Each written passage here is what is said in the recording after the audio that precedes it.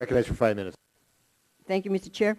My amendment is simple. It authorizes the Director of U.S. Geological Survey to complete a study and repair report and document the potential impacts of oil shale on water quantity and quality available for agriculture and municipal use prior to implementation of the Act.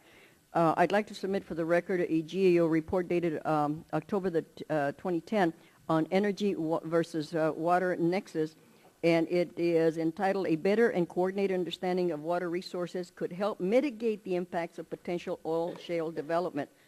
The second one I'd like to introduce into the record is the Western Resources Advocate of 2010, Oil Shale Triple Threat Report. In both those reports I've handed to Mr. Tipton so he have a look at them.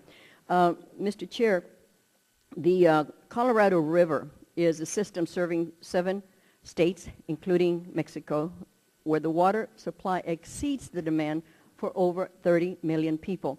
It irrigates approximately 4 million acres of land, is the lifeblood of 15 Native American tribes and communities, has 7 national wildlife refuges, has 4 national recreation areas, and 11 national parks. The demands are further complicated by a decade of drought in the West and, of course, climate change. The Interim Reclamation Report of Colorado River Basin Water Supply and Demand Study saw that in one of the scenarios assessed in 2010, recently, or 2 years ago, 1.5 years ago, the water supply in the Colorado could decrease by 9 to 20% by the year 2050. If oil shale is developed in the Colorado River Basin, water demands will only increase and change the western slope as we know it.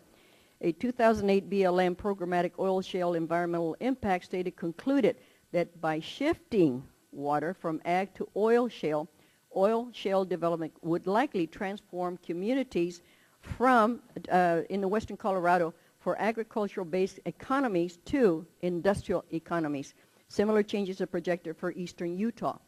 October 2010, Government Accountability Office report found that while water may be available during the initial development of this resource, there have been very few studies that document the long-term viability of oil shale development and its impact on water supply. The study would also help to provide states of Colorado, Utah, and Wyoming with baseline information on water supply and oil shale development that it can use in managing the state's water.